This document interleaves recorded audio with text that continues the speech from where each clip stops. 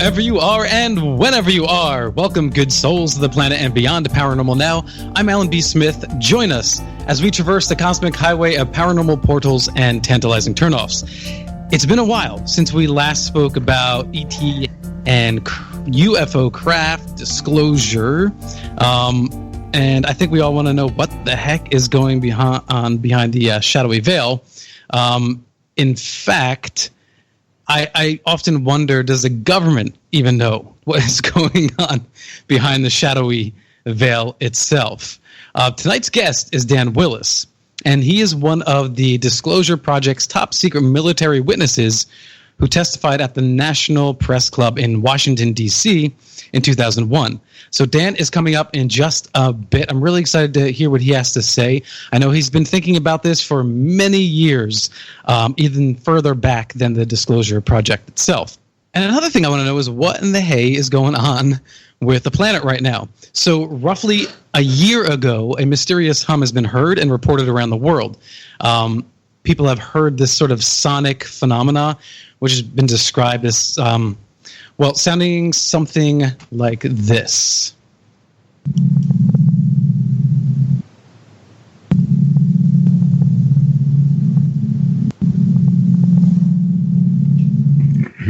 And the side effect of this is much more intense than it sounds to our ears. People are getting headaches. They're having trouble sleeping. And it's been essentially haunting many of people's lives. Now, there are multiple sonic phenomena that have been reported. This one in particular, it seems, has been identified as the cause of it. And this is from the Daily Mail. It was posted on January 8th, 2020. For more than a year, seismologists puzzled over a hum that instruments were hearing emanating from deep within the Earth. Turns out, those were the groans of labor pains. Scientists now believe that the sounds, coinciding as they did with the birth of a new underwater volcano in the Indian Ocean, were caused by the emptying of a magma reservoir as the liquid rock rumbled upward toward the sea floor. A few months after the sounds rippled around the Earth, a new underwater volcano was born off the coast of the island of Mayotte, located between Madagascar and Mozambique in the Indian Ocean. So I think that's really fascinating, and it makes me wonder all these other odd sounds that we hear, these groans that the planet seems to make, horns in the sky. In all likelihood, this is not the end of days coming. These are probably some geological planetary changes that we just haven't identified yet, and I think that's really fascinating. Now, the bad side of this story is that there does seem to be a significant increase in volcanic activity worldwide from 2019 end of into 2020 in particular. So there are over 20 volcanoes that are really riling up and spewing ash in the air. No one seems to know exactly what that is and why that's happening. We understand the mechanics of how the planet works, but this particular surge seems to be unidentified. But the side effect, also, there's always a good and a bad, is that volcanic ash. Volcanic ash, we're getting a lot of it, which is great for farmers and fertile soil. So I think we'll see how this plays out. Hopefully, we won't have any more serious or life loss eruptions later this year, and hopefully they will just sort of simmer down, and we'll just have more fertile soil.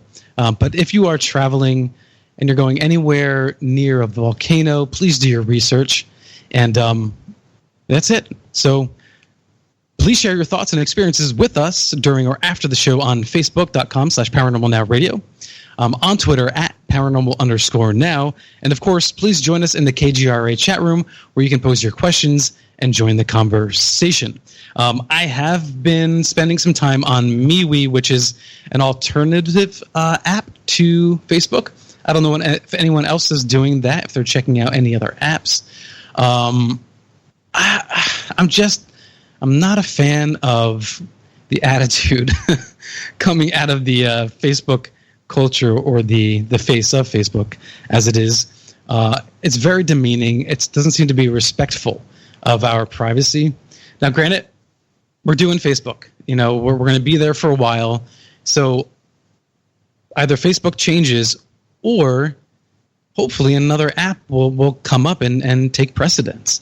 I know that sounds like an impossible task, but I think by and large, most people want privacy, and that eventually, if another app is a good competitor, they will jump ship. So for now, I'm dipping my toes in MeWe.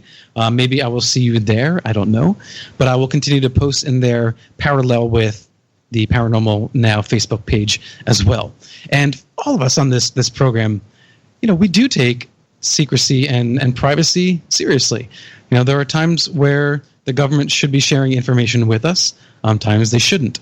But most of the time, they shouldn't be gaining information on us that, well, it's between us and our family. And that goes with corporations. And I don't like the fact that my information is sold, to other governments, to advertisers. I don't like having a conversation on my phone and then seeing an ad pop up on my computer directly correlated. And this really creeped me out recently. I was on my wife's, one of her I think it was her phone or her computer, I'm not sure. And then I went over to my computer, and these things are not linked. And then what we were looking up there showed up on my computer. That's not cool.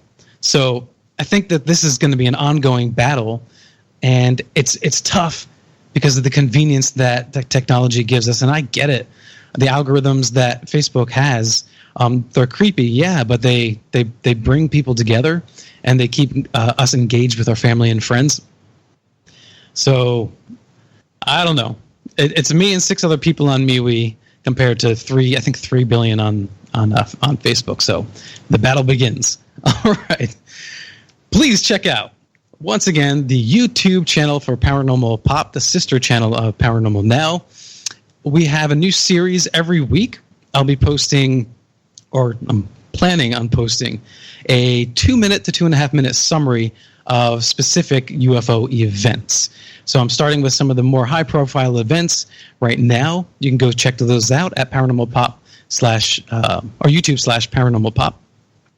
And then as we go, I'll select each of those UFO events, whether it's the Bob Lazar story or the Travis Walton event, or the next one coming up, the UFO monument story behind the Tom Reed. Well, we won't call it abduction story because he doesn't like to call it abduction, but the close encounter of the Reed family in 1969.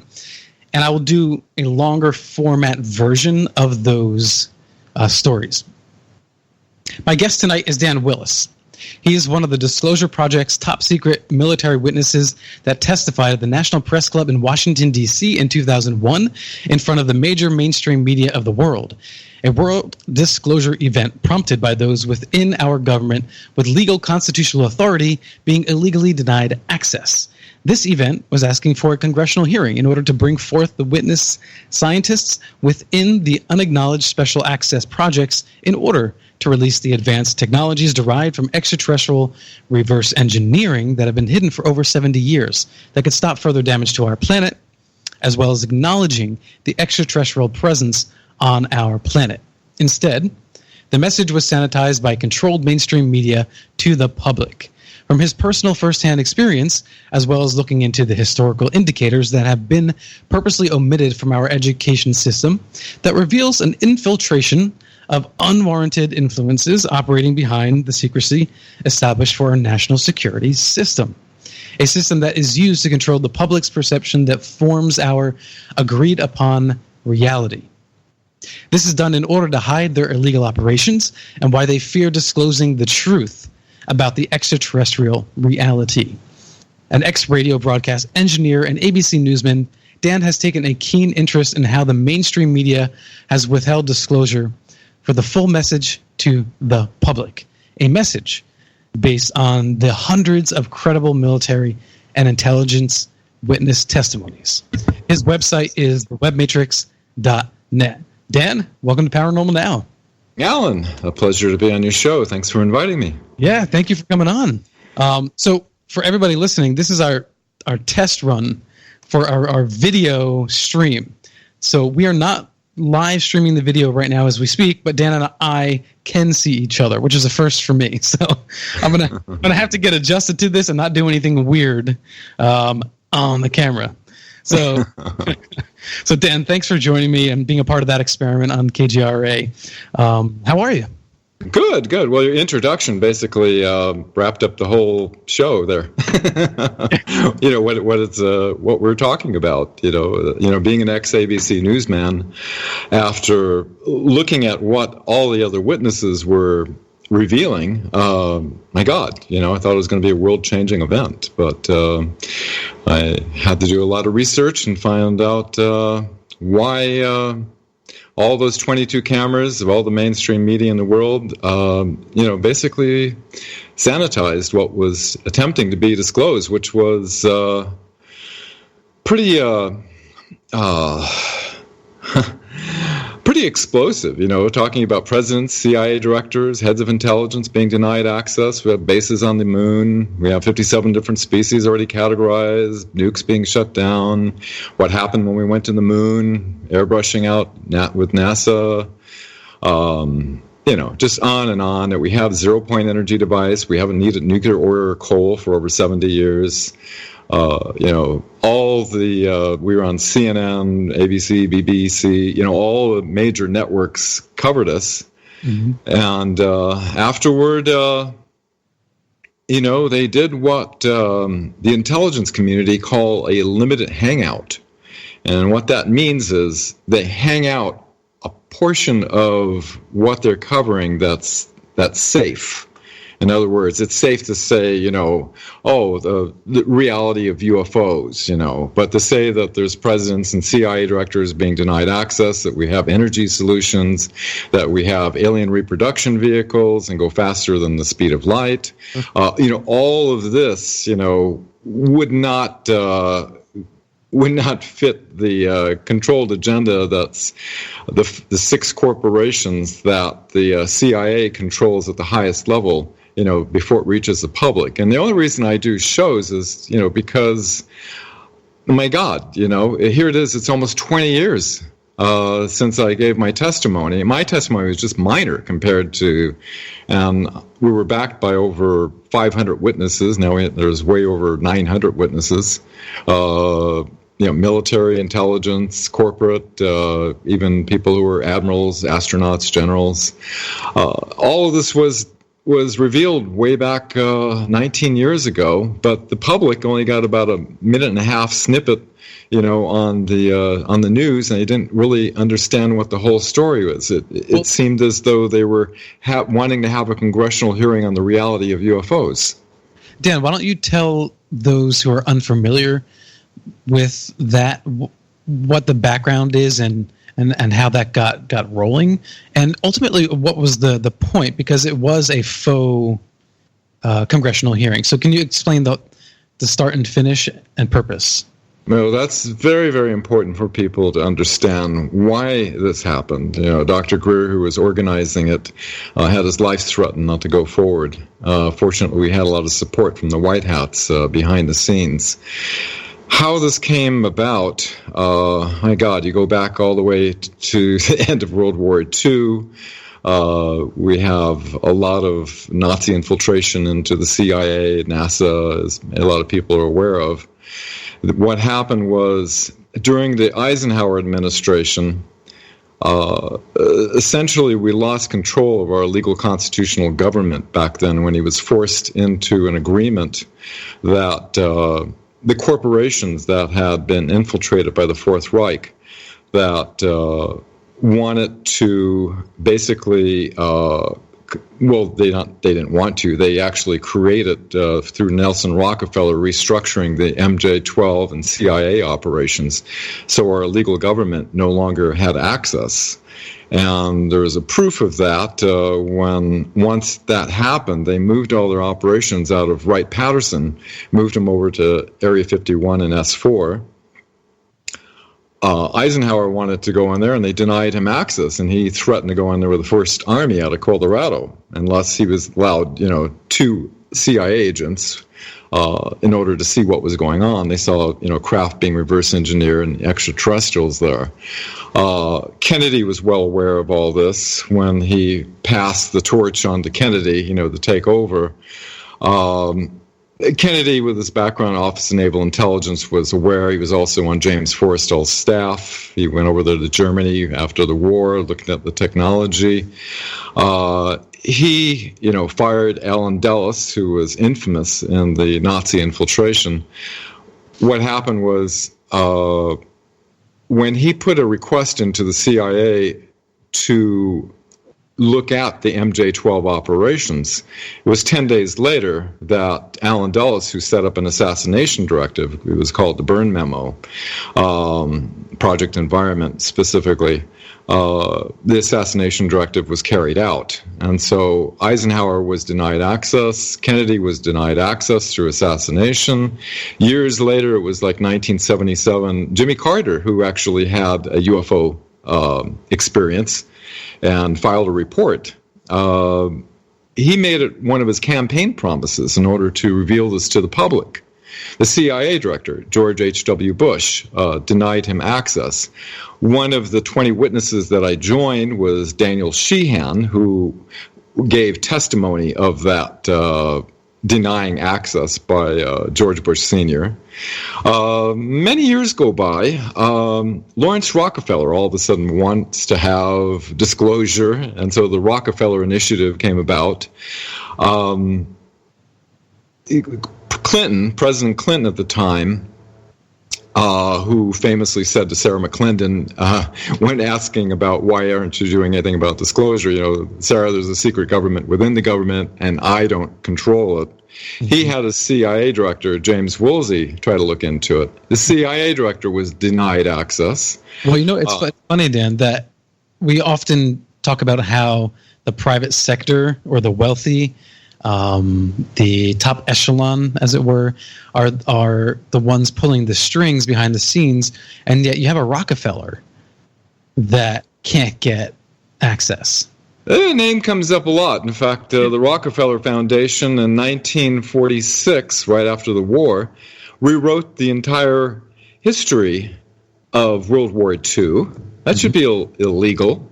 They omitted, sure, a lot of history was revealed. It's kind of like a limited hangout. They let everything hang out that's safe, but they didn't go into the Nazi escape and infiltration and everything, and the plans that they had to infiltrate into the United States and create a matrix of perception by controlling our, mainstream media, Hollywood, education system, everything that when a person is born and indoctrinated into this reality, all they have is these sources that give them a particular, very limited view.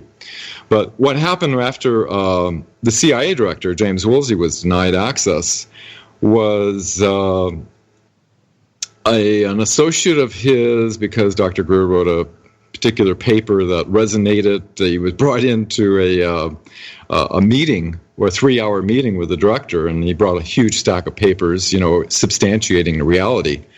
Because the CIA director tried to go through his normal military and intelligence channels, was being denied access. So here he's going through a civilian who was, Dr. Greer was the head of the Center for the Study of Extraterrestrial Intelligence. Yes.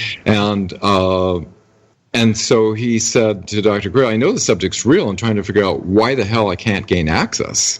Mm-hmm. And so Dr. Greer met with some military advisors. They decided not to collect, just a dozen witnesses, but hundreds of witnesses. So from 1993 to 1997, hundreds of witnesses were collected.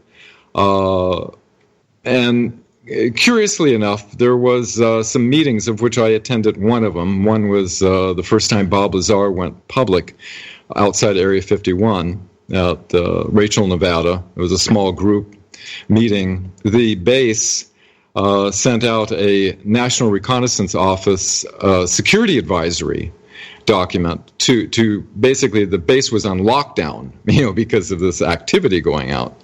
And actually recorded that with Bob Lazar for the first time, although no recordings were allowed. The distribution list on this classified advisory document had like Magi Ops, Cosmic Ops. These were unacknowledged special access programs that was presented at the Pentagon to the head of the Joint Chiefs of Staff, Vice Admiral Thomas Wilson. He looked into it and found out these unacknowledged special access programs were real, and he was denied access. And he was quite furious. He says, the hell, I don't have access. I'm the head of intelligence. I'm, for the Joint Chiefs of Staff. So he was infuriated. And along with Dr. Greer was astronaut Edgar Mitchell and Commander Will Miller at that meeting. And this was substantiated earlier this year when the Wilson, Eric Davis, astrophysicist Eric Davis, had a transcript that got released and substantiated this whole meeting. Well, I was going to ask you about that before you continue on. What do you think of the validity of that is? Oh, it's not even a theory. It's an actual fact because that meeting did happen. And the... What makes you confident just from your conversations with these people that you trust that they're just telling you the truth and then this just validates that for you, or? Well, for one, the meeting did happen with Admiral Wilson, and basically after Edgar Mitchell passed away, they found this transcript in his files, and the transcript goes into detail that basically the corporations were under control. Back during Eisenhower, when he did his famous farewell speech, beware the misplaced powers and unwarranted influences and all that within the industrial military complex, Brigadier General Stephen Lufkin was on his staff and was aware that he had lost control to the corporations. And it's the corporations that are running these unacknowledged special access programs that are hidden within other special access programs. So it's like buried within, so you can't really find out. Sure. And so basically the admiral was told to back off, to drop the issue, or he would see an early retirement and lose rank. So he was furious, and he basically vented this out in, the admiral's car. Came up to outside the parking lot of EG&G, which is where the Janet flight goes up to Area 51. And so they sat there, and apparently astrophysicist Eric Davis, who's written a number of Defense Intelligence Agency documents on transversible wormholes and warp drives, a very high-level kind of guy, he must have recorded it or something and transcribed it later is what it looks like. And so what happened when the admiral was denied access, he said to Dr. Greer, if you can get your people together who can speak on record, in other words, willing to testify under oath, you have my permission to go to the mainstream media with this. This group is illegal, quote unquote. In other words, this is an illegal operation that's not covered under our legal constitutional government. That is a rogue operation that has been operating ever since the Eisenhower days, behind the scenes, reversing technology, not of this earth, is what the transcript said. And some interesting things that were in that transcript. One was they asked if alien abductions were real, and they said, no, not all of them. In other words, some of it's stagecraft, like they say, where they have the technology, to do abductions and that sort of thing. I think it's bizarre to, when you think about that. It's that's something you would think is straight out of the X-Files, right? The whole stagecraft aspect, and then at the same time there is the real deal happening. It's hard to wrap your mind around that. It's hard to wrap average person's mind around it. When I went to Washington to testify, Alan, I was looking at what these other people were revealing compared to my testimony. It was very minor. I had a high-level top secret naval communications, busiest military communication facility on the planet back in 1969, and a Navy ship off the coast of Alaska was reporting coming off Port Bow, a brightly glowing reddish-orange disk coming out of the ocean.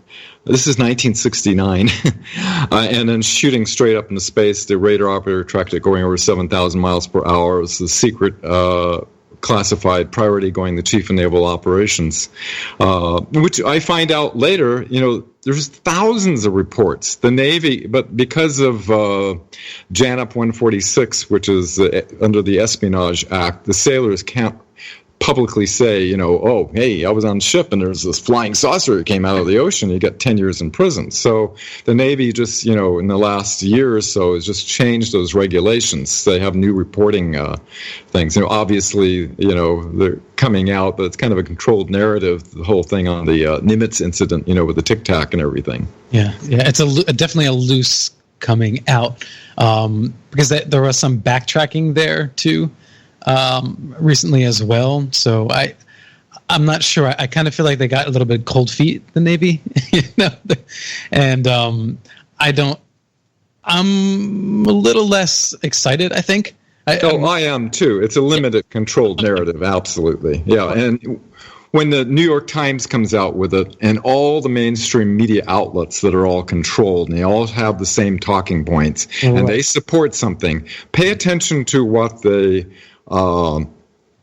mainstream media outlets go against and what they put down and go negative with, and pay attention to what the mainstream media supports, and you get a pretty idea because, it was back in 1954 the former Nazi SS officer set up the yearly Bilderberg meetings, which they bring in some of the highest levels in corporate media, that you have these 6 corporations, and at the highest level, the CIA controls. CBS came and did a special interview with me after we were on CNN and all at the National Press Club, and I told them, I'm not willing to do this interview unless I can say that we have the scientists who go before an open congressional hearing to prove, put it on the table, that we have the zero-point energy technology that can end the energy and environmental crisis.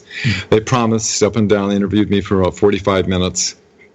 Afterward, the producer of the show, she said, I'm sorry, they made me cut that. It was just like a 5-second statement, made me cut that part out. Read CIA, So the higher executives, in other words, are at the intelligence agent level, that they make sure that, this stuff gets sanitized before it reaches the public's awareness through all their networks. Sure. I suspect that relationship between the media and the government probably was really solidified during World War II. And at the time, for a good cause, but it was warped and it's become twisted, and now it's, I think, a disservice to the public. So what you're saying too is that there was a go ahead. So when the Nimitz video came out, it was like, okay, media, go ahead, you can report on this.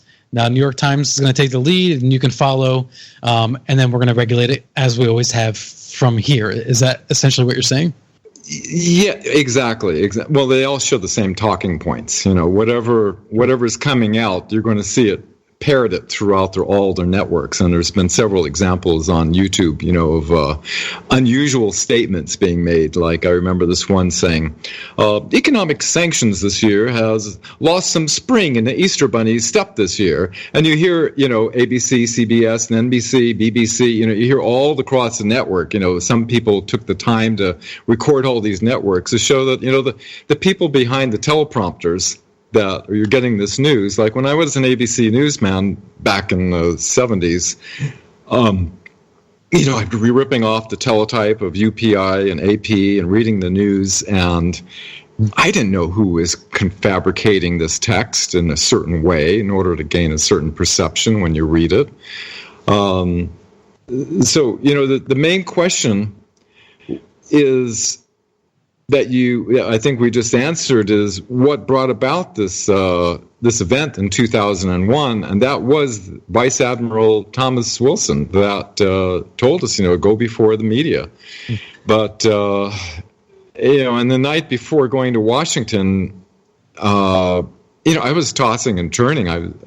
I became aware. In fact, I even sat down for 4 hours before anybody saw the executive briefing video, which was 4 hours long, of witness testimony with the president of Lockheed, which I just happened to know lived down the street from me. After all this was disclosed, we traveled across the whole United States in major cities, and we had thousands of people in different cities, and we played the executive briefing video. We'd have standing ovations, but no matter what affiliate would come in, like in San Diego, they had dancing alien dolls with smoke. In San Francisco, they were told to make fun of it, we found out. So they had it come out and saying, the Disclosure Project's looking to aliens to solve the world's energy problems, and just time and time again, wherever we went, whatever major city we went to, the affiliates would come in and kind of discredit it and make fun of it.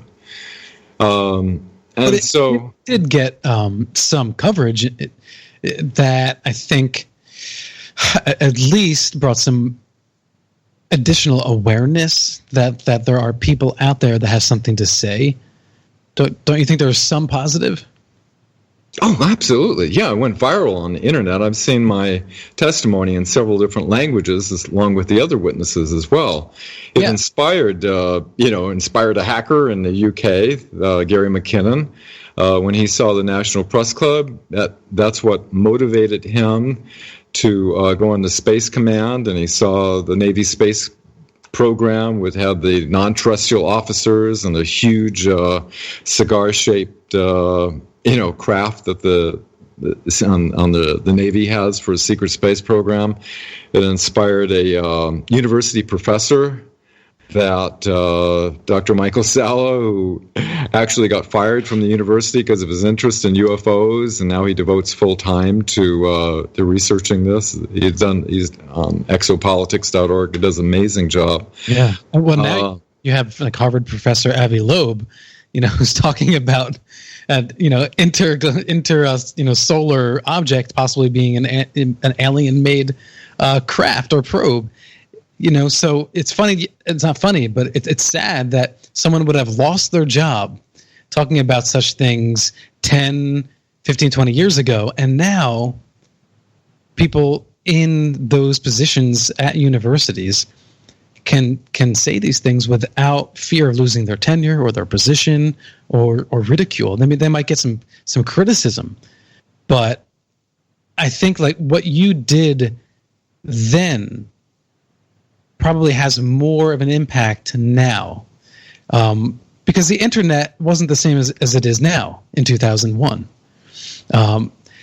There's so much more independent thought that is occurring, and you have a multitude of different platforms and presenters on all kinds of forms of media just through the internet, and it's practically free. And so your information, your story, is reaching more people than it did then by far. Yeah, it's the only reason I do. I just feel it's my patriotic duty, I guess. I was, everybody in the military swears to protect the Constitution against enemies, foreign and domestic. And from all indications, it looks like we have a domestic infiltration. I used to think, my God, why is the government holding back? Why is I was aware of back in 1969 that the government is aware of these things. And I've had some, experiences myself over the years of actually seeing craft, whether they're theirs or ours, I don't know. Mm-hmm. But the fact that as years go by, you start to realize that our government isn't involved in this at all. That's why Clinton said, there's a secret government within the government, and I don't control it. He was telling the truth. The situation is we have, I guess you could say, white hats and black hats. One thing that's interesting was that when Eisenhower lost control back in February of '55, when he entered into an agreement, basically Nazis had technological superiority. They had developed anti-gravity back in 1934. We didn't have it until October of 1954. And, you're familiar with Forrestal sending down Byrd, Operation High Jump, and they would defeat it down to Antarctica. What happened was basically they had superior technology, but they couldn't fight the industrial might of the United States, which we could build, 10 planes and tanks for every one that they could. But they had advanced technology. They had, directed energy weapons. They had anti-gravity craft. They had help from, as Wernher von Braun's mentor, Professor Hermann Oberst, said, he had help from people from other worlds. And so... that wasn't metaphorical. He was referring to an extraterrestrial race, because during back in the 40s, at Naval Station San Diego Air Station, they had a group that was controlled by Admiral Rick Oboda that had like 29 Navy spies that were embedded in Nazi Germany. We were attempting to try to catch up. They were attempting to decipher these reptilian hieroglyphics, and the space program that the Nazi Germany had developed, we were trying to gather intelligence from that, and then we were sending it out. William Tompkins was a disseminator of this information, would fly to McDonnell Douglas and corporations that they each had a packet, and they were trying to desperately catch up with what Nazi Germany was doing. And so that's how this whole situation came about originally. I have a question from the chat room, and this is from Libertas. And he says, Dan, do you think the media is no longer making fun of ufology? No, they're... I was just interviewed on the New York Post. Even the Travel Channel came and interviewed me from England. They're looking for everybody they can right now, the mainstream media, with anybody that has a UFO-related story, to saturate the awareness right now with the extraterrestrial, with the reality that UFOs are real. And you might have noticed that. Is that a pressing engagement, or do we have time? What's your sense of that? My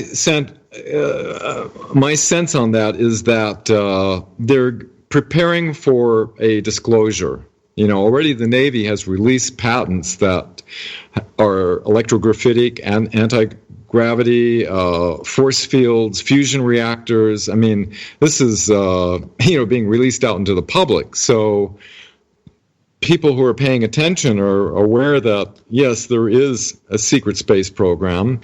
Even the Secretary of the Air Force just recently, Barbara Barrett, said, we've got way too much stuff classified. We need to start releasing a lot of these things in our space programs, which, probably be the TR-3B will be one of them. A lot of people have seen, the triangular shaped craft. You can imagine if we had anti-gravity back in 1954, while Wernher von Braun and Disney were trying to sell us on going to rockets to the moon and Mars, and in 93, Ben Rich said, anything you can imagine, we can take ET home, we already know how to do. You can imagine with trillions of dollars in these unacknowledged special access programs, but you have these corporations that are in control of it, which is the issue, because we've got our legal constitutional government completely out of the loop. And that's why Admiral Wilson said, this group is illegal. Right, but now my understanding is it was set up as such so that not just any congressperson can get access, because it's so detrimental were this technology to get out in the enemy's hands, that they wanted to do everything they could to lock and throw away the key. So just from in a national security standpoint, do you think the motivation was not just sincere, but was good in spirit, or that the entire time the purpose of this was to never share it with the public?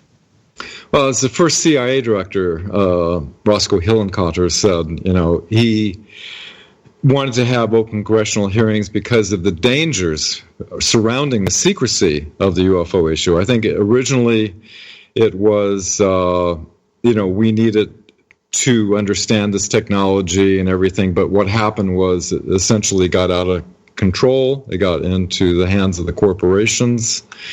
And when you think about national security, I spent 10 years after going to Washington, meeting with scientists and inventors that had over Unity type. I was vetting the technologies with a corporation Dr. Greer set up. We were trying to do something that was just civilians that are brilliant minds on this planet that come up with energy solutions, not that stuff that's super advanced in the black projects.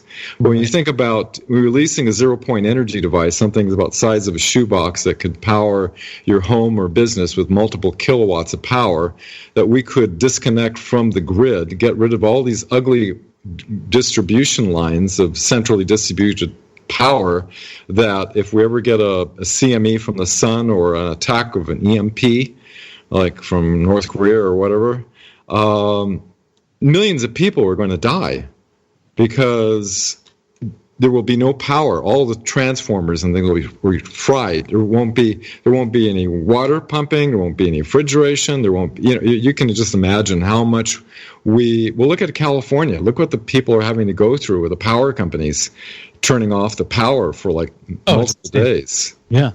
And most people aren't prepared with cans of food, bags of dried beans and rice, bottled water. They're not ready. They're not ready for a catastrophe like that. And think about the dangerous, obsolete technologies we've had shoved down our throat while we're living in this. We've had our planet technologically hijacked. We've been living in this perception bubble matrix where all we know is nuclear oil and coal. We have Fukushimas, we have Gulf oil spills, we have all these different environmental horrible things happening. I would say for national security that we need to carefully release these technologies out for the good of all humanity. We're most of the problem with, food and things like that, a lot of it has to do with not enough adequate power, pumping water and desalination and you name it. The planet we could be living a much higher level of existence. Just from free energy. Yeah, absolutely. Well, it's pulling from the vacuum of space. Nothing's free. Nothing's being violated, the second law of thermodynamics or anything. It's a matter of understanding the advanced physics that, people aren't taught in school. Right.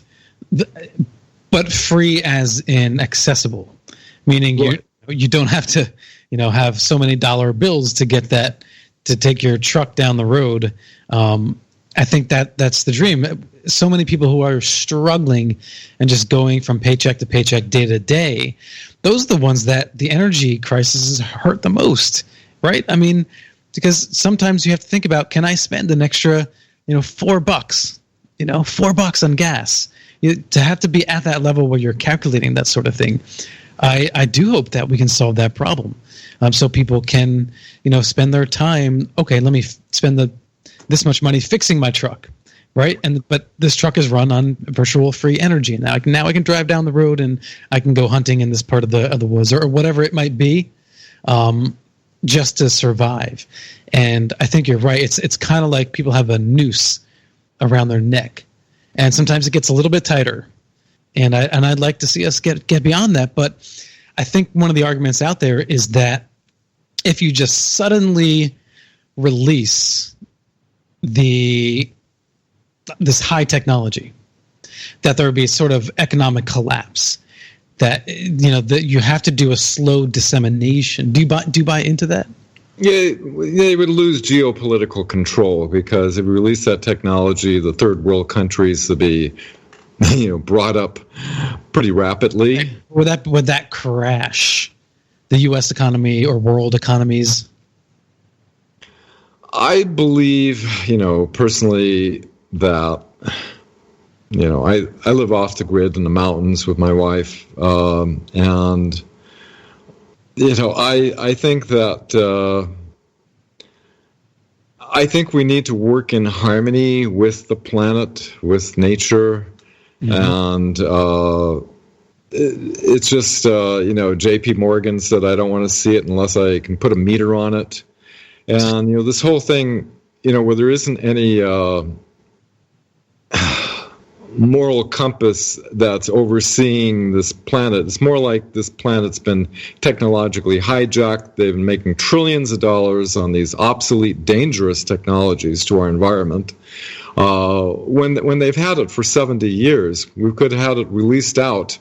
And, the internal combustion engine is a kind of a joke because of all the mechanical parts and things that go wrong, and it self-destructs. We need to go to electric vehicles, but ones that you don't need to plug in.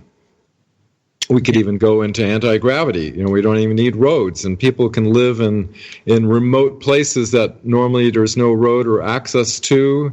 You could have heat and warmth. You could have power.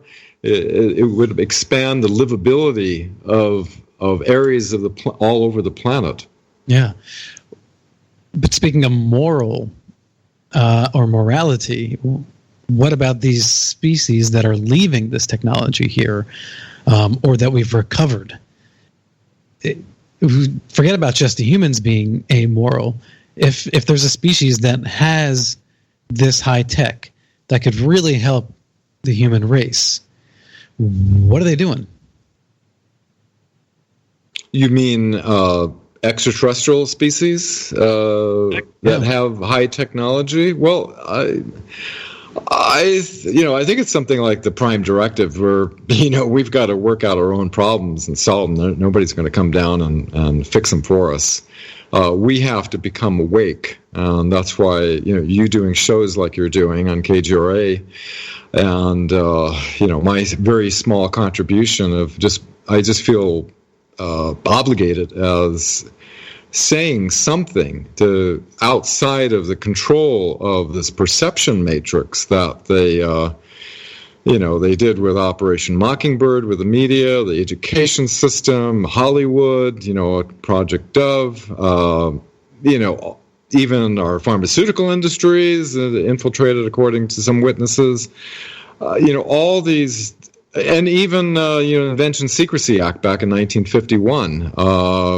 I've met with so many inventors that had viable solutions that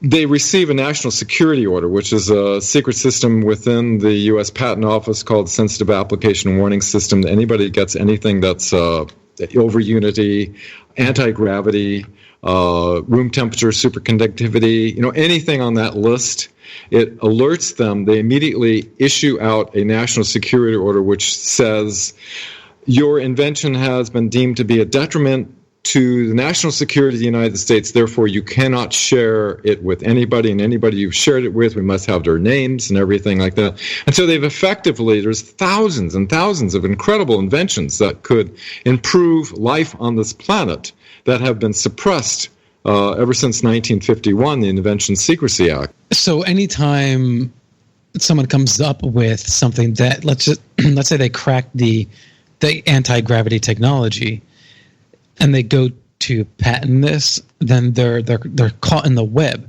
But in today's age, you can just post that on YouTube. You can post your schematics or whatever it is online. So why aren't we having these breakthroughs where some are?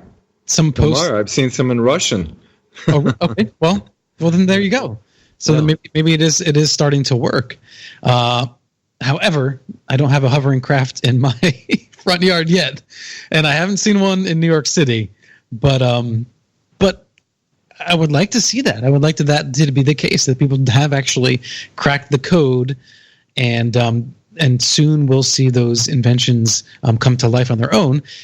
Because once it's posted on Reddit or whatever platform, you're going to have a multitude of people who give it a go and try to invent it themselves. And I would think that would be an exponential explosion once people realize, oh, this is zero-point energy technology. It would just be all over the world within weeks. Well, I'm in agreement. Most situations are, after 10 years of, along with Professor Ted Loiter, I flew around the planet. One inventor down in the Dominican Republic had an energy device, had 500 watts of power coming out with less than 1 watt going into it. It was basically a reconfiguration of a Newman motor device. I was flying back down there with a professor, and the inventor said just before we arrived there, 2 agents came to his door and they said, if this works, you're dead. They identified him as with the CIA. When we arrived, the entire device was completely disassembled. Another inventor had about the size of a shoebox, putting about 140 watts. This brilliant Dutch inventor had multiple books he published on the dynamics of electron flow, and it was advanced calculus, way over my head. He was able to. We set up. My wife and I flew out to Virginia, where we set up a temporary lab, and he was able. We had different scientists come there, and we were able to vet these things that he was talking about. Mm-hmm. He was able to prove it to me. He was going to fly over to Europe and patent it, but he was found slumped over the steering wheel in a long-term parking lot with a heart attack. And it was just one nightmare story after another. It's so sad. Some of them are delusional. They think they have something. Sure. But some that really have things, like this one doctor friend of mine, brilliant scientist. He developed a small little device with about 300 watts of power. He had about 60,000 of them made in Japan. And they threw him in prison, received a national security order. His cars were blown up. And let's hold it right there. We're right at the break. But we'll continue this story and more. And quick fact from Libertas in the chat room, they said that around 6,000 inventions per year are put on hold by the government. And he also said Dan knows his stuff. So this is Alan B. Smith from Paranormal Now. We'll be right back on the other side, and we'll play the clip from Dan himself at the Disclosure Project in 2001. We will be right back.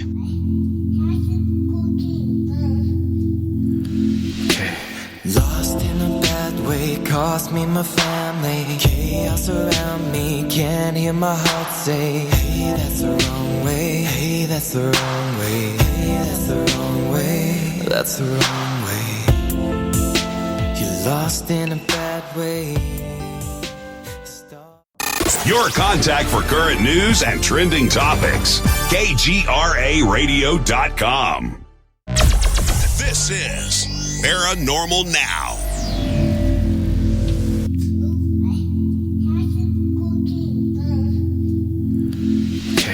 Lost in a bad way, cost me my family. Chaos around me, can't hear my heart say, hey, that's the wrong way. Hey, that's the wrong way. Hey, that's the wrong way. That's the wrong way. You're lost in a bad way, starting to let go. Gone too far the wrong way. Can take it all back now. You're lost in a bad way. I've gotta let you go.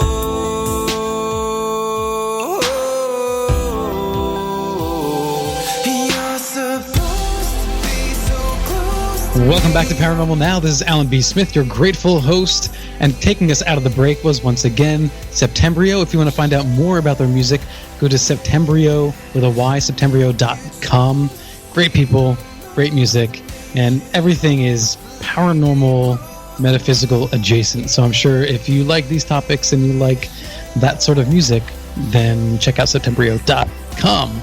And my guest tonight is Dan Willis. Man, Dan, you've got a lot of information to share, and I was excited to speak with you tonight, but I'm just pleasantly happy and surprised, with how much you do know your stuff, as Liv in the chat room said, because we really didn't even talk that much about that day when you shared, during the disclosure project. So I want to play just a little clip here from you, Dan, so that people can hear what it is that you had to say. But since then, have you had a chance to speak to others who have not come out yet, and would like to do what you've done?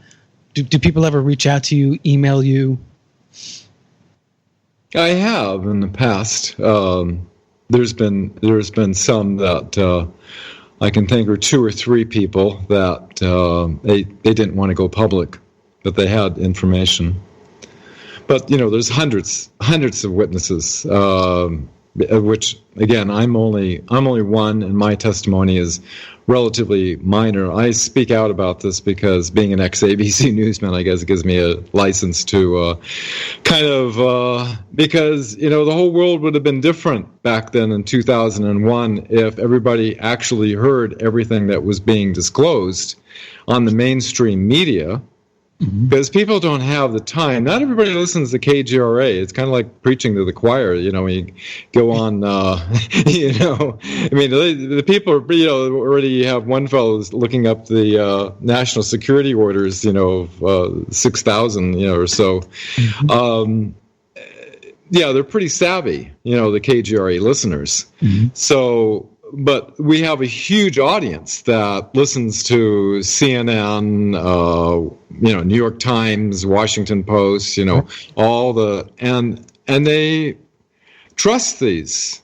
I trusted those things. I was born in the late 40s, so I used to watch Walter Cronkite with my father. I had no idea of the control that was behind the scenes of our media, or that there was any agenda that was orchestrating our perceptions over all these decades. I had no idea. I didn't know what Operation Mockingbird was. And when you see what the implications are for the public, the people of this planet, of what could be released to the world, you got to speak out. You got to say something. You got to be on a talk show or something. I'm just one voice of many voices. There's many, many witnesses, and if you put them all together, it wasn't until a media company out of Hollywood wanted me to write an article on media control. I still had no idea. Many years after I gave my testimony, they wanted me to write an article on media control. So I titled it, Who Controls the Agreed Upon Reality Through the Mainstream Media, and Why They Fear Disclosing the Truth About the Extraterrestrial Reality. What year was this, approximately? Oh, this was maybe 6-7 years ago. Okay. And I started, getting my hands on every book, basically not just books and things, but basing it on the hundreds of witness testimonies, on authenticated, classified documents that surfaced. And the only way I could write this article to wrap my own mind around this, to try to understand this for myself, from starting from 0 point, was to look back chronologically to the beginning of the 20th century to present day, and then start plugging in all these witness testimonies and all these documents that surface. And I'm still plugging it in, and I put it up online at thewebmatrix.net. And after a while, you can't say you know anything 100%, right? But when it gets to be like 95% probability, when you have multiple witnesses, you've got documents, you've got, after a while, when you start getting enough, it's like a mosaic puzzle, when you get enough pieces, it starts to form a picture, and the picture becomes very clear of an infiltration of unwarranted influences Eisenhower spoke of. And, speaking of that, in the first hour we talked about it's important to pay attention to what the mainstream media goes negatively against and what the mainstream media supports and propagates.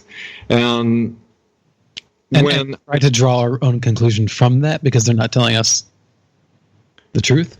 Well, understand that the mainstream media outlets are controlled, and they are controlled by those setting forth an agenda. And when let's see, where was I going with that? When Eisenhower lost control, according to General Lufkin, who was on the staff, he was aware that, in the future, this could completely compromise our constitutional republic by this group. And so what he did a secret executive order and created a special section U.S. Marine Corps intelligence unit that was secret, that acted as an institutional safeguard for in the future if this Fourth Reich infiltrated group ever got to the point where it would compromise our constitutional government.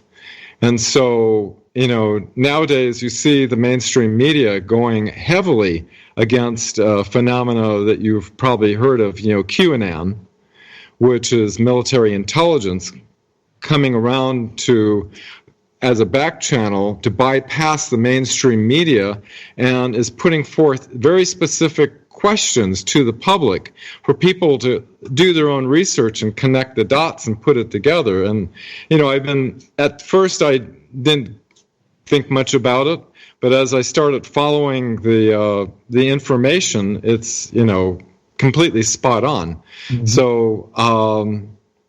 So what we have today as QAnon, which is military intelligence surfacing, could very well be what Eisenhower set up, originating back in 1955. A friend, Ken Cherry, who was a former Texas State MUFON director, during the 2008 Stephenville event, he had come into contact with a number of people that allegedly and seem to have insider information as to what is going on behind the scenes. And his takeaway from that was that there are essentially two factions.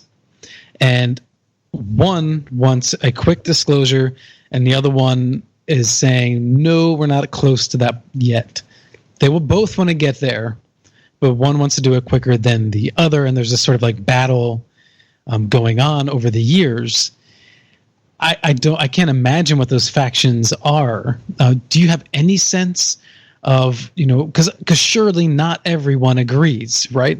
When is the best time to do a disclosure? So from what you've heard, people you've spoken to, your own research, what does that look like, do you think?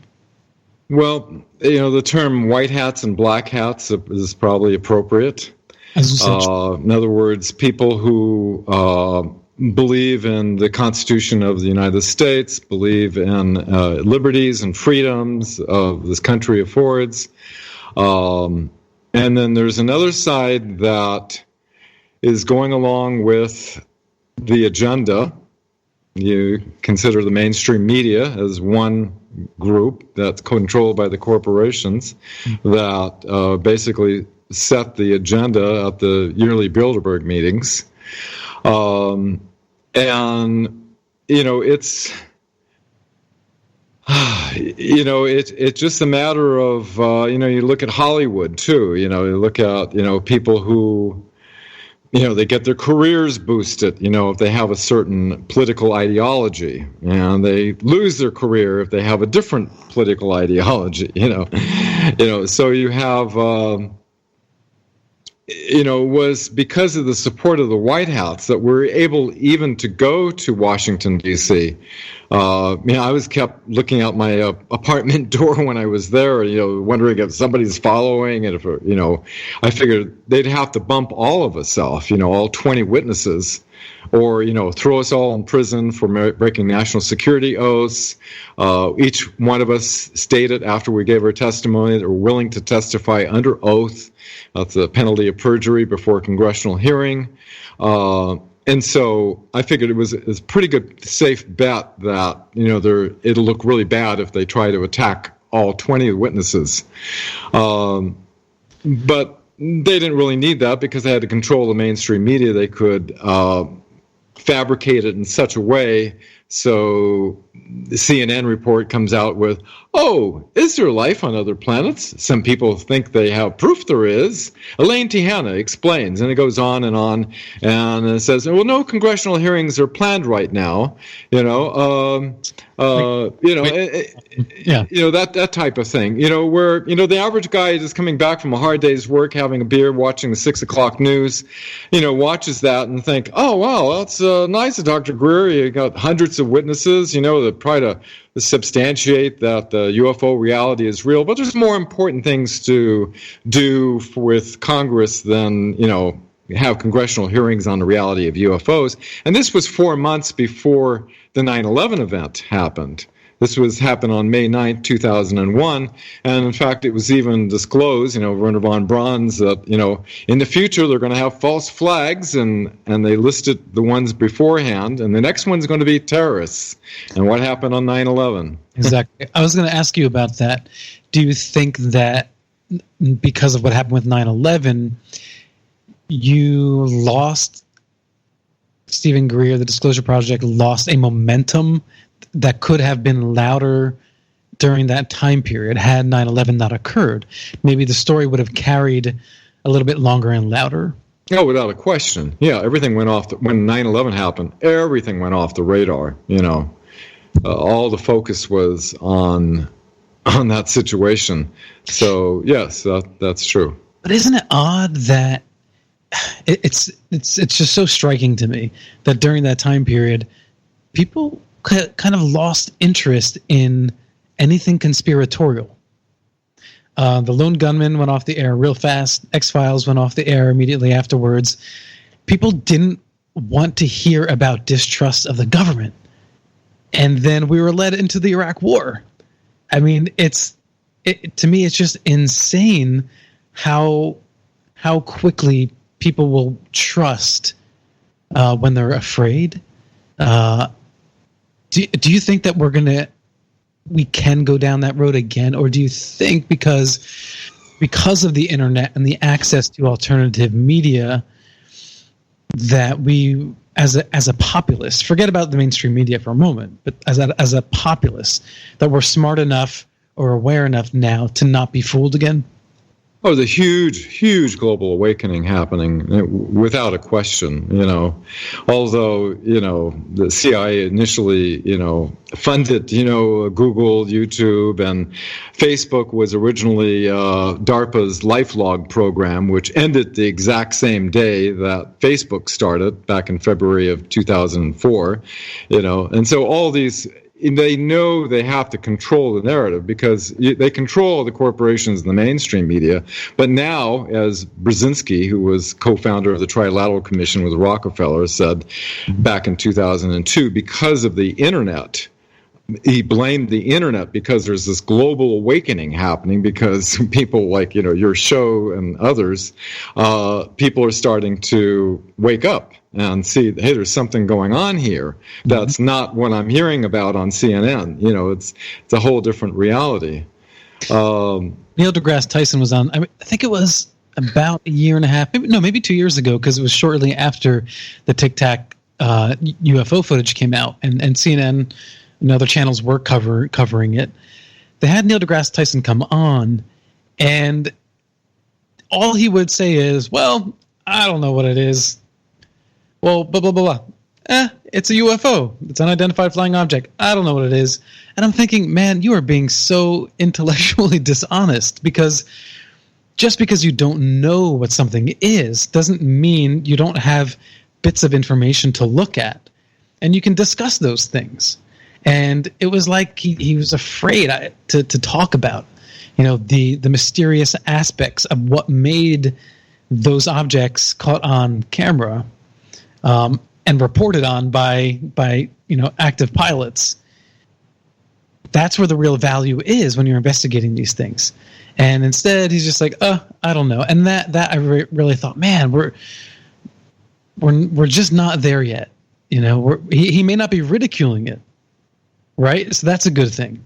It's psychological. There's so much going on with the whole media, neuro-linguistic programming, there's body language, there's the way it's phrased, the way the camera angles are. All of it combined together creates a perception to the person that's gone into alpha ways, getting programmed, watching the television. Yeah. We've had so many. I ended up in combat action in Vietnam because of the other false flag, the Gulf of Tonkin event.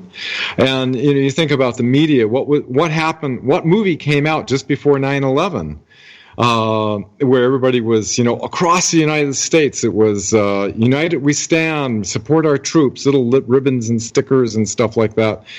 They played Pearl Harbor, a patriotic steering type of movie, just before, just a month or two, what was it? It was sometime right after May, they played that before the 9/11 happened. They're prepping the psyche for an event. And so everybody was on patriotic fear, anyway,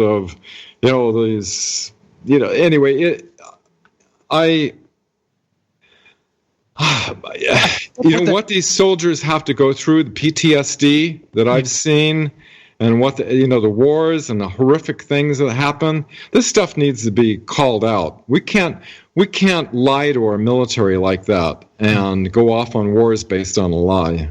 Yeah. Speaking of lies, so what's your feeling about Facebook? About Facebook, you got to control the narrative, right? Do you think that it is in service to something else? Well, we're using it to our advantage. We make connections, we're sharing information, and at the same time, we volunteer all of our personal information on this. So it's like how perfect is, that, the intelligence agency doesn't have to collect. We just put up a program that everybody volunteers their information, and so you have, everybody's, and now, since they control it, now they can censor it. So if you start to talk about things that are outside of the guidelines, your posts, I've had that happen a number of times, your posts get censored. It has certain keywords. Yeah. Well, what really annoys me about it, and I know it's built to keep us hooked, but honest to goodness, I just want whatever you posted, Dan, that day, if it shows up in my feed in order, if I see it, if I don't see it, whatever. I just want to see, what people are posting. I don't want Facebook to see what I might spend a little more time on and then start manipulating the posts to attract to what I have watched. Because now I'm falling into my own bias bubble without my own consent. Facebook is forcing me into my own bubble, not because I want to. And that's what ticks me off. Now, I think if I had an option where I could choose, yes, keep me in my own bubble and keep the algorithm, in favor of that or not, I think that's fine, but that's not what they're doing. They're really manipulating us. Yeah, well, if you look at,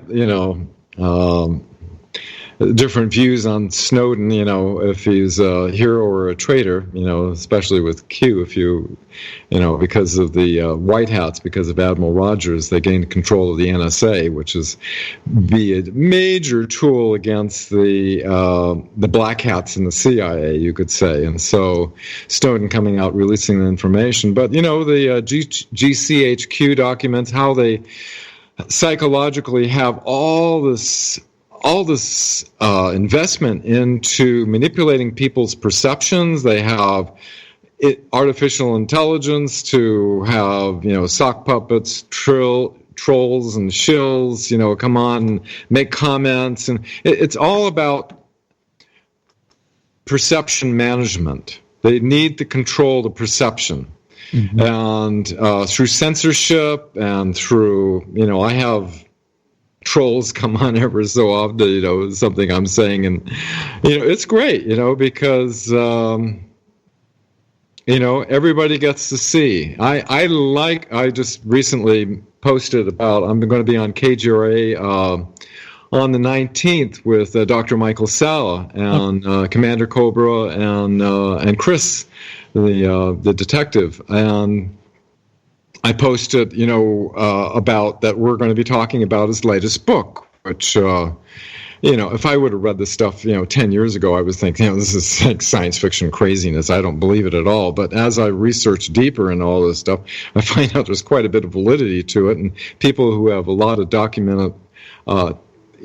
documentation to back up that this is real, that the U.S. Air Force, basically back when Eisenhower lost control, entered in an agreement with the Air Force and the CIA that because of the Battle of L.A., remember when they were shooting the anti-aircraft guns and they were able to knock down 2 of them. Sure, yeah, it's an iconic image, absolutely. And one of them got sent to Wright-Patterson, and the other one got sent to China Lake for the Navy, and they were both reverse engineering. And all this was under the control of Project Rand. And what happened was General Henry Arnold, it was the Army Air Force at the time, before it turned into the Air Force, U.S. Air Force, 1947. Basically, he brought in millions of dollars and felt that, the Air Force should, anything going out in space, should be the Air Force. The Navy's just, out there floating around on boats and things. So basically, they forced the Navy out of Project Rand. So the Navy had to do its own secret program separately. Yeah. And so while the Reptilian Alliance that was working with the Air Force was giving it somewhat advanced technology, the Navy had entered in an agreement with a different extraterrestrial race that looked human-like, but they looked kind of Nordic-looking features. But their technology was far in advance. And so his latest book is talking about how the U.S. Air Force is changing its alliances from the Draco Reptilians that the Nazi SS entered into an agreement and worked down in Antarctica with, to the Nordic extraterrestrials, which have much higher advanced technology.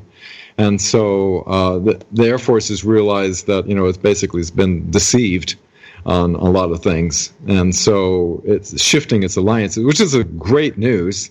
Well, we haven't really touched on that. So to give us some context, what is the deal with the 2 different alien races, and how did we even get into a relationship with them in the first place? It goes back to around 1933 when Nazi Germany basically entered into an agreement, similar ideologies. This particular race was predatory in nature and looking more for planetary conquest. And this is what the Navy spies were coming back with. I mean, the Navy spies couldn't believe what they were, coming back with, with this information. And while this was going on, we were getting assistance with the U.S. Navy with this other race as more benevolent, looking more toward, spiritual evolution and liberation of mankind, while the other one's more looking toward more of an enslavement of mankind. So that's kind of a rough generalization. The reptilian draconian is more towards the enslavement. Draconian things from the Dracos. Okay, so when you look through the FOIA records and documents that have been released over the years, you can find documents that say UFO, redaction, blah, blah, blah. You don't necessarily see reptilian or a gray alien. So if spies were coming back with that information, what were they doing with it? Because back in those times, people were writing things down. And so I know a lot of documents were destroyed, but many of which over the decades regarding UFO or flying saucer keywords we can still find. But when it comes to these aliens, not so much. Oh, good question, Alan. As far as, finding documents that, talk about the Draco and things, if you look at the testimony of William Tompkins, who passed away 2 years ago or so, he was well documented. He got support from, before he released his book in 2001, called Selected by Extraterrestrials. He had a lot of information which he thought, I need to check with the head admiral before I release this stuff. A lot of this is classified. And so he met with Admiral Hugh Webster. And the admiral went through his book and he said, Bill, tell it all. Don't leave anything out. It's most important to the future of our country. Dr. Michael Salla did in-depth research on his background. In fact, a detective friend of mine, I worked with Dr. Salla. We were trying to look up paperwork with Admiral Rick Oboda that was in charge of this program with the 29 spies in which William Tompkins was working with. And Dr. Salla put in Freedom of Information requests that proved the travel chits that he was an information disseminator, and he had the documentation was proven. There was no way that he could fabricate that. Plus, there's several documents that he had. He even had Dr. Robert Wood, who is a document authenticator, who was working at McDonnell Douglas at the same place that William Tompkins was working, and verified that he worked there. He was also brought in under NASA. Dr. DeBoos, former Nazi SS, had him on the Lunar Operations Command, and there's a document substantiating that. And there's a ton of documents substantiates this man's history. And even Dr. Salla went and met with captains and admirals that he was able to look up and find out and substantiate the validity of this man. And this man made it very clear that, the Nazi race had entered into an agreement with this reptilian race that was giving them this advanced technology. I'm wondering, is there a correlation then between? And I kind of hate saying this on the air because it's such a sensitive thing, and but it's like. Because this reality is so far-fetched and sounds like such a bizarre science fiction movie, it really keeps its own best secrecy. Yes, and I don't want to demean or diminish anything, but if you are a reptilian ET race and you're draconian, okay, so the Nazis are draconian. What was the deal with the Nazis then being racist? Because it seems odd that you wouldn't be racist against the reptilian race. And why would you work in coordination with them? What happened to the whole philosophy of superiority? Are they picking and choosing? It just seems like an odd relationship there. In 1944, before the end of the war, the Nazis knew way ahead of time that they were losing the war. And they had moved, they had 9 disc factories, as Colonel Winder Stevens testified about, that they moved those to, it was Brazil, Antarctica, and another place up near Norway, I think. They moved all these operations. Yeah. And what happened was when this happened, there was no way Nazi Germany was going to beat the industrial might of the United States unless they had advanced technology. They got a bit of a boost from the Virile Society, where the girls were channeling information from the Albarian constellation of these Nordic extraterrestrials and getting designs, which Maria's Orsick's father shared with Professor Hermann Schumann, that he looked at it in his viable physics, and by 1934 they were able to actually create a craft. Nazi SS came in and took over these operations, and apparently they were able to weaponize these, as Admiral Byrd found out when they went down on Operation High Jump. As James Forrestal was, I was like 1 month old when they threw him out of the hospital window, suicided him, as he wanted to tell the public about what was going on, about the Nazi base down in Antarctica. They basically came out of the ocean and they wiped out all their aircraft. I think one of the ships as well. And they came limping back. Everybody was sworn to secrecy, and so it was because of this alliance, this unholy alliance, I guess you could say, that Nazi Germany was able to essentially defeat us and intimidate Truman and Eisenhower. They flew over the White House back in 1952.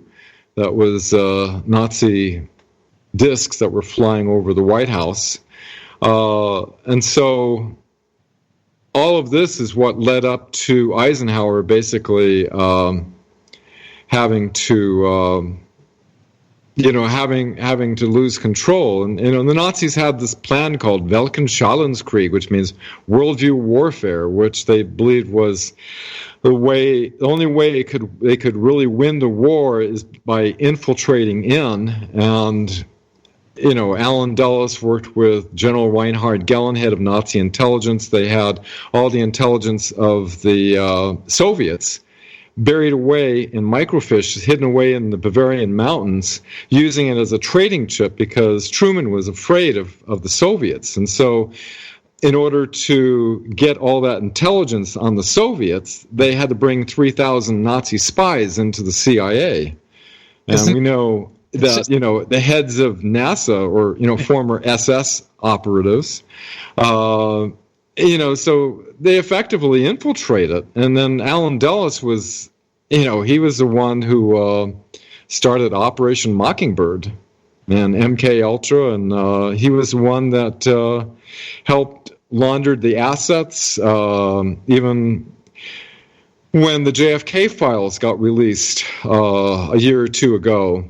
Mm-hmm. It reveals that Hitler escaped. Even Heinrich Himmler escaped along with that. And so they all, Argentina, down in Antarctica, they all escaped and were able to infiltrate into the United States. And so they didn't really need to fight the United States because they infiltrated in and took over from the inside.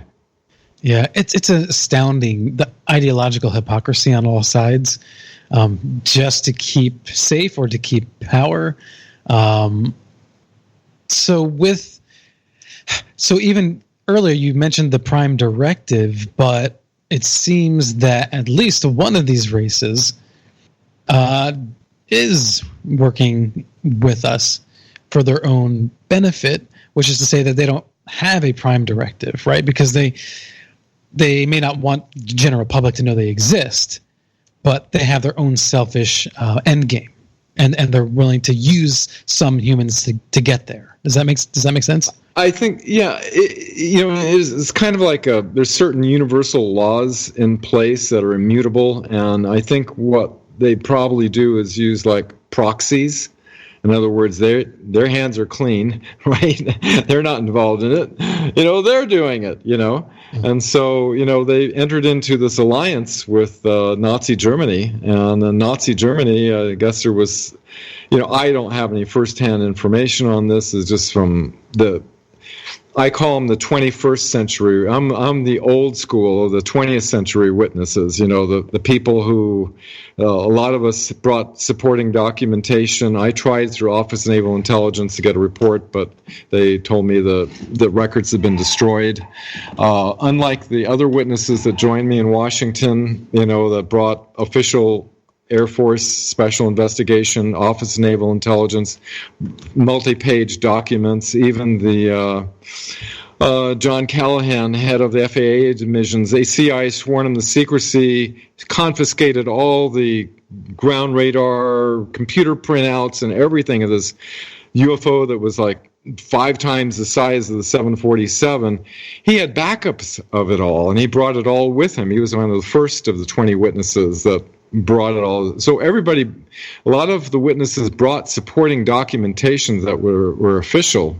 Not everybody has that. But since the year 2000, we've had these people coming out with having total recall of memory wipes that happened and a service time of 20 years and back.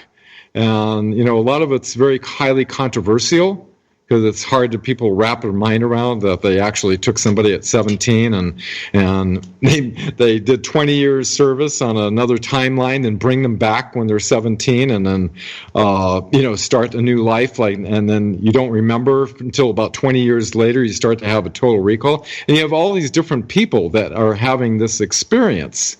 And, to most of us, it seems like, come on now. It's like, memory wipe, 20 years on another timeline, really, But apparently, this is like, this was technology, from what I understand, that was by the Nordic, for lack of a better term for them, technologies to assist the Navy. So where do you think we're going to end up? I think it's going to be absolutely excellent, because the Space Force has been created. The Secretary of the Air Force says they're going to start releasing this stuff, and I hear there was even a secret memorandum that Trump signed when he first got inaugurated to help release some of this energy, and even in areas of health, for curing diseases and things. I feel most presidents in recent years are pretty loose and not loose, but comfortable with the UFO thing, up into including Trump as our candidates. And, just because they seem like, oh, that's interesting, yeah, maybe we'll look into it. Well, I don't know if I really buy that. I think it's just the public doesn't think that you're a loony if you say that anymore, so it's okay to say that. Right. And I think it's just appeasing. So whenever I, hear like, oh, I'm hearing that something might come out, that little thing in the back of my mind's like, oh, I've heard that before. Like Stephen Bassett, he's been on the show, and I asked him that because last year he was predicting that there would be this upheaval with Trump, and then Mike Pence would become the president, and from there it would create this cascade of events that would lead to disclosure, and that didn't happen, of course, and so every so often someone says, okay, I think this is it. This is when it's all going to change. At this point, I just feel so burnt. You know what I mean? I don't know how much of a grain of salt how big that grain of salt should be, Well, we know that the Bilderbergs, they all select who's going to be the next president, ahead of time. Mm-hmm. And they didn't expect Hillary to lose. And what happened with the creation of the Space Force and things that are going to be released, it's going to be the avenue in which to slowly release these technologies out to the public, is what I believe. Okay, so we are going to open up the phone lines for the listeners to call in and ask our guests a question. So if you have a question for Dan Willis, the call-in number is 85-KGRA Live. That's 85-KGRA Live for the Paranormal Radio app phone line. We want to hear what you have to say. And Dan, in the meantime, I am going to play that clip way back then in 2001. This is you at the Disclosure Project. My name is Dan Willis. I was in the United States Navy. I held a top secret crypto level 14 extra sensitive material handling security clearance. I worked in the code room at the Naval Communications Station in San Francisco. In 1969, I received a priority message from a ship near Alaska that was classified as secret. The ship reported merging out of the ocean near Port Bow, a brightly glowing reddish-orange elliptical object, approximately 70 feet in diameter, emerged out of the water, shot into space, traveling at about 7,000 miles per hour. This was tracked on ship's radar and substantiated. Years later, I worked at the Naval Electronic Engineering Center in San Diego for 13 years. The co-worker who I worked with worked at the NORAD facility. When he first started working at the facility, he noticed objects going on the screens that track everything out in space and in the air, objects going off the scale, doing right-angle turns. When he inquired, his older supervisor advised him that, quote, it was just a visit from one of our little friends. He thought this was a little unusual. These statements are true. I'm willing to testify under oath before Congress. Thank you. All right, and that was at the National Press Club in Washington, D.C. That's the first time I've ever done anything like that. I was so nervous. The place was packed. It was the largest event in the history of the National Press Club. The whole back row was nothing but solid wall of cameras looking at you, And so, in fact, there was supposed to be 21 witnesses. Daniel Morris, who was an NRO operative, who went out on special teams to, if people saw things, to tell them to be quiet, basically. He got up in front of the mic and went, they had to grab him, and so there were supposed to be 21 witnesses, but only 20 witnesses. So, a public speaker, I'm not. Do you mean public speaker in front of human beings? Yeah, in front of human beings, a whole room full of human beings looking at me and cameras, So, yeah, that was like almost 20 years ago. Did you feel like you should have said more, or because of the time limit, that was it? That was very succinct what you planned to say? I felt that my testimony was just a small fragment of the whole thing, and I was aware of the other incredible witnesses that I was joining up there. I didn't want to take up much time, and so I was trying to make it as brief as possible. Okay, and I'm going to ask you about that too, because what you say is probably the most significant aspect of this phenomena, and that is flight behavior, because that's what always gets people. That's what gets eyewitnesses, and that's what intrigues people when they see video or hear reports from people like you, because you're not necessarily saying, most people aren't, I saw, like a Travis Walton event, being beamed up into a ship, and I saw these beings on this ship, blah, blah, blah. You're saying, I've trained eye, or I'm a sober person, and I saw this happening in the sky. Oftentimes, I wasn't alone. There were other witnesses, and it acted in ways that just cannot be explained with our technology.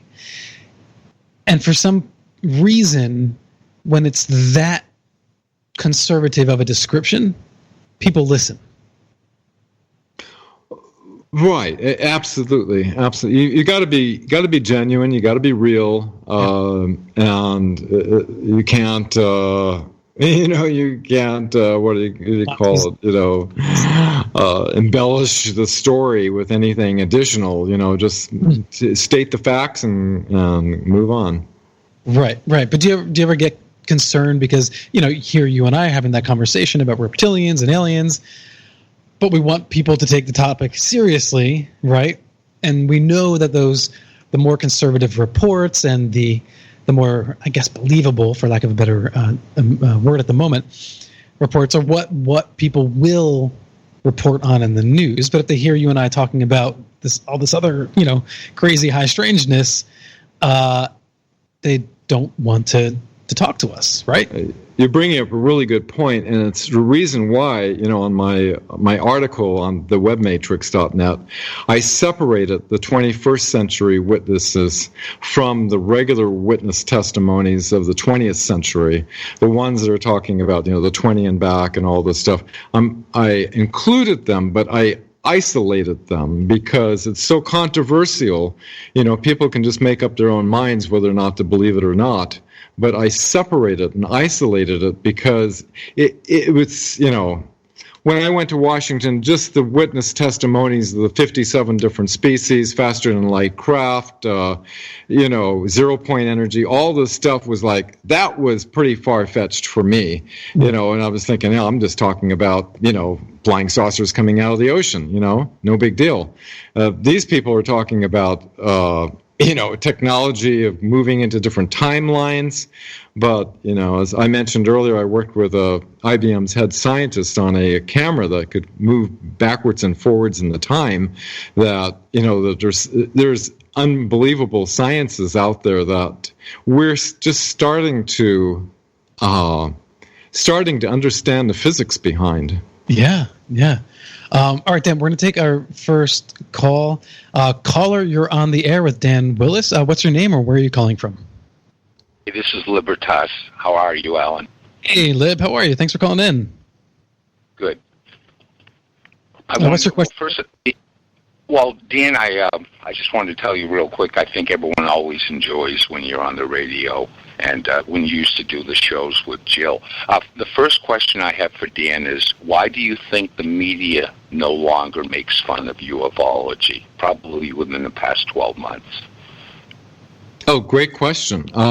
My take on that is that they're wanting to see the population, we've gone for so long with making fun of it, little green men and everything for so long. Now they want everybody, even your grandmother, to know about the reality of UFOs. And the reason my speculation on that is that they're preparing us, because they're going to start, my speculation again on this is that the Space Force is going to be an avenue in order to start releasing these technologies. And they start releasing these technologies, it's going to be like a Pandora's box, one thing after another. We're going to start understanding about the extraterrestrial reality. And if people aren't prepped some way psychologically, it's going to be a rough ride psychologically. So that's why I believe that they're getting the reality of UFOs out there through the mainstream media as much as possible. Okay. Are you still in contact with Professor Loader? I do. I am. Once in a great while, I talk to Ted. Yeah. Okay. Alan, really quick, everything Dan was saying about the patent situations, he's right on. And I do have a link. For years, Dan, I studied the patent application process, and I had some information, and then I recently hit upon a website that has everything. But it can inundate you if you don't know what you're looking at. But real quickly, Alan, I gave you a document that was generated by the DIA, and it went to a gentleman by the name of Stephen Aftergood, if you remember that. I do. And that's where. Okay, so you want to. The guy Stephen Aftergood is at FAS.org, and it's the Federation of American Scientists. That's a place you want to visit once in a while, because he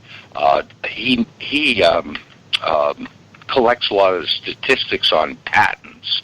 Now, there was a researcher, and his last name is Ravnitsky, And he obtained, when it was temporarily classified, a document called the Patent Category Review List. It's about 40 pages long, and it's what one of the documents that they're looking for when one applies for a patent. And I know we don't have too much time, but the most egregious example on it is essentially it's solar panels. And if the efficiency exceeds 20%, they'll potentially stop the patent application. That's right.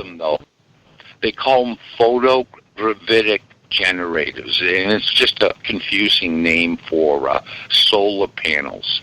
So I do have the information I'll share with you, Alan, but you will be inundated by it. The national security letters Dan was referencing earlier this evening, there are templates of that on there. Now, something Dan didn't mention is originally the United States used to do individual agreements with individual countries on basically suppressing technology. And I forget the date when it started, but they got smart, and all of a sudden they started doing it through the United Nations. So they got the UN to do their dirty work to suppress technology. It's global, absolutely. It's global, the control. Yeah, it has to be. You can't 200 and something countries individually keeping wraps on things. So there's certainly a force behind all of this. Lib, thank you so much for calling in. I appreciate it, and I always appreciate the information that you share. All right, let me ask Dan a quick question. Hey, Dan, okay. If I got a hold of you, would you give me a copy of the recording that you have of the multiple television stations using the same script to make fun of ufology? Yeah, contact me on Facebook, facebook.com/disclosure witness, and I'll be happy to... Facebook. I'll have Alan hook me up with you somehow. How's that? Go to thewebmatrix.net, and my email is there, and you can send me an email. Okay, great. Thank you. Thanks, Alan. I appreciate it. Bye now. Yeah, absolutely, Lib. Thank you, brother. I appreciate it. All right, so Dan, we are at the end. This has been fantastic. Thank you so much. So if you want to leave us with any thoughts, what would that be? Don't believe in any particular source. Do your own research on all this. My notes I share is at thewebmatrix.net.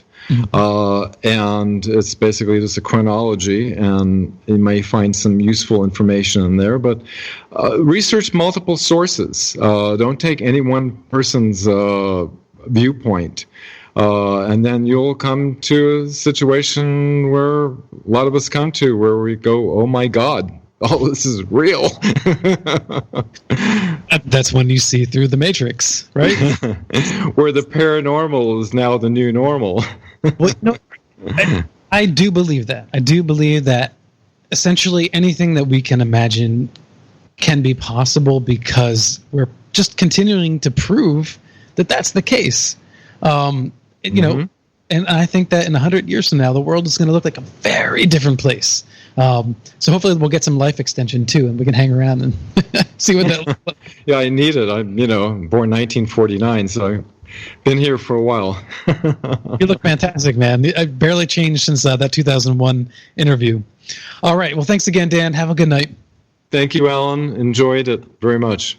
Indeed. All right. This is Alan B. Smith for Paranormal Now on KGR Radio. Join us next Tuesday, 8 to 10 p.m.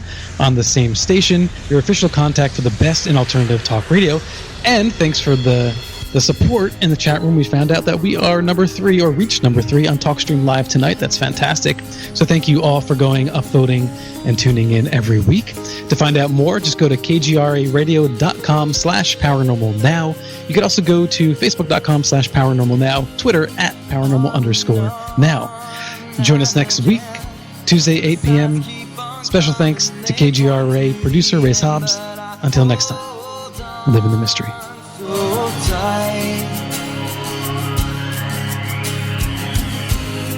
Back and forth in my mind, repeating conclusions I don't wanna find, 'cause I know it's not right. when I come home.